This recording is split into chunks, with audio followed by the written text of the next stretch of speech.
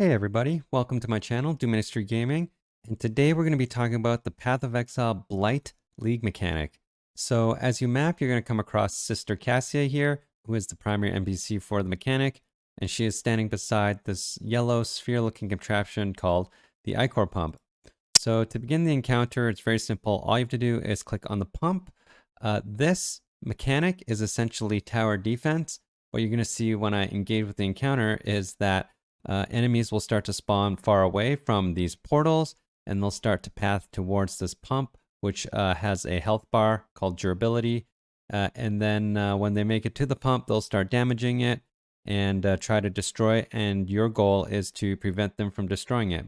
The reason why a lot of people call this tower defense as well is because literally you can build towers to help you defend against these monsters. So I'm going to go ahead here and just click on the pump and describe to you what you'll see in the encounter here. So I've clicked it. First thing you'll see is a timer up top here, 20 seconds. This is the setup phase. It lets you kind of prepare for what's coming. You'll notice down at the bottom of the screen, there's the pump durability. There's also on top of that three circles denoting the three portals that the monsters will come from. And right below that is the hammer resource that you can build towers with. And so the encounter has started now, and you can see these monsters have spawned from these portals, and they're pathing towards the pump now. If you notice on the mini map, they actually follow these dotted lines to get to the pump. So you know what route they're going to take, and along those routes, there are these hammer-looking icons that you can click on, and that's how you build the tower. So you may notice also that as I kill enemies, the hammer resource is going up, and you can use that now to build towers. All right, so I've started another Blight encounter here to explain to you the different towers that you can build. And when you click on it, you'll notice there's 6 different towers that you can build. The Chilling Tower slows enemies and does damage. The Lightning Tower shocks enemies and does damage. The Empowering Tower improves the effectiveness of the towers around it. The Seismic Tower stuns enemies. The Summoning Tower summons minions. And the Fire Tower does fire damage. So I'm just going to build one as an example here, the Chilling Tower, and you can see it costs 100 hammer resource to build. And now once you've built it, you've got the tier 1 tower. Each tower has up to 4 different tiers. So I'm going to start upgrading this just to show you what it's like. You can, once you've built it, you can upgrade it. You can see it's 150 resource to do. Click the button. I've upgraded to tier 2, 300 resource to tier 3. And at tier 4, for every tower, you're going to get 2 different options for the final tier of the towers you can pick from. For the Ice Tower, there's the Glacial Cage Tower, which does no damage but imprisons enemies, and the Freeze Bolt Tower that does high damage and shoots a projectile that freezes enemies. So I'm going to use the Freeze Bolt Tower here. I encourage you to go check out the different tower types and the different upgrades for the towers. I wouldn't say there's one particular strategy that is the best that you must do. I think you should just think about what supplements your character the best. For example, if your character does a lot of damage already, you may want more Chilling Towers and Seismic Towers to kind of do some crowd control and slow the monsters from advancing.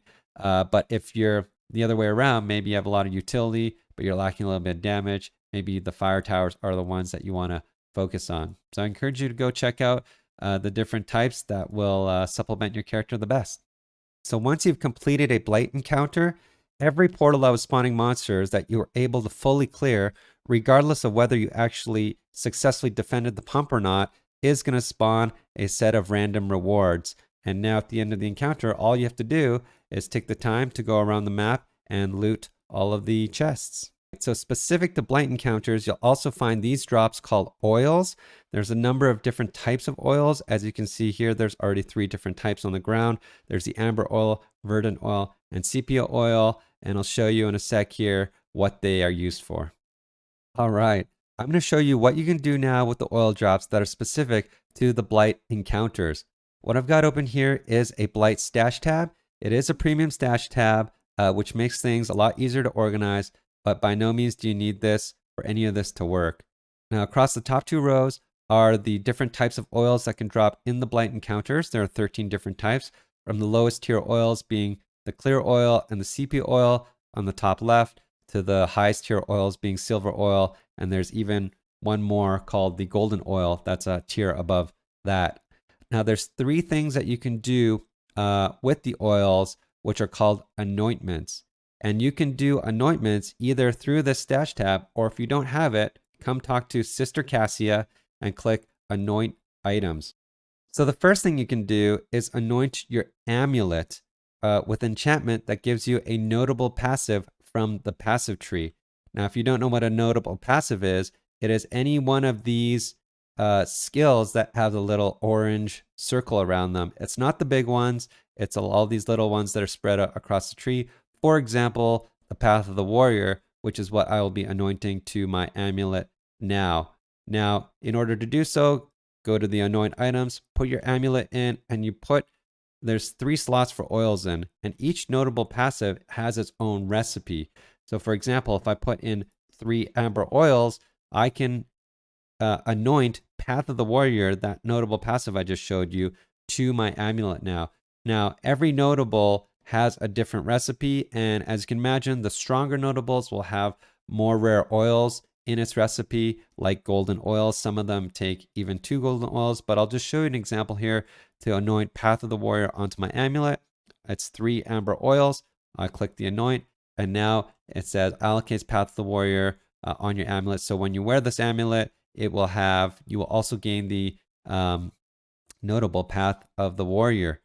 The second thing you can do is anoint your rings with an enchantment that gives you an effect to towers in your Blight encounters. So I've got a ring here, and what I'll do is I'll just put in 2 clear oils, which is the recipe for chilling tower damage, which gives your chilling towers 25% increased damage. Just like the amulet enchantments, there are different recipes for different effects, and the stronger recipes, of course, will use the more rare oils. But for example here, I'll just use 2 clear oils on this ring, anoint, and now my ring has chilling towers, deal 25% increased damage. Each of your rings can do one of these enchantments. But like I say, there's a number of different recipes for the ring enchantments that you can use. The last thing you can do with the oils is to anoint blighted maps with certain effects. Now, I haven't talked about these yet, but blighted maps are basically maps that are one large blight encounter. And like normal maps, they range from tier 1 to tier 16 with increasing difficulty, but increasing rewards. So what I've got here is a tier 1 blighted beach map. And like I said, what you can do is add effects to it by adding different oils to it. So for example here, if I add a clear oil to this map, it will have 10% reduced monster movement speed, but 5% increased pack size. And if I add a amber oil, for example, it will do 20% reduced cost of building and upgrading towers and 5% increased pack size. So there's 3 different slots for oils, but each oil will have its own different effects. And if I just show an example, if I put these 3 in here, here's the 3 different effects. Anoint, and now your map has those enchants on them. All right, that should be everything you need to know to get started with the Blight League mechanic. I encourage you to go check out the different recipes for the amulet and the ring anointments. I'll put a link in the description below that will outline all the different recipes for those, as well as the different effects of the oils on the blighted maps. Thank you so much for watching. I hope you found that useful. And if you enjoyed the video and my other content, please like and subscribe. It really helps with the YouTube algorithm to grow my channel. I also stream on Twitch Tuesdays, Thursdays, and Saturdays. Times are in the description below. Thanks again, and I'll see you next time.